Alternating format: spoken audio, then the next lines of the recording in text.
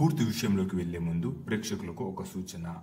ఈ ఛానల్ని ఇప్పటివరకు ఇంకా సబ్స్క్రైబ్ చేయని వారు దయచేసి సబ్స్క్రైబ్ చేసుకోండి.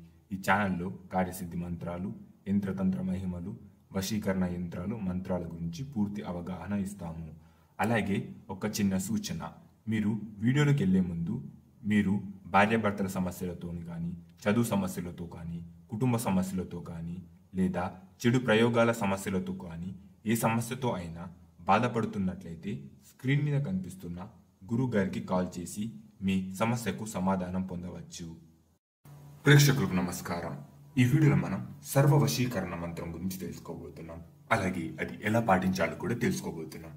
మొదట మంత్రము ఓం క్రోం స్వహి, ఓం క్రోం స్వహి, ఓం క్రోం స్వహి.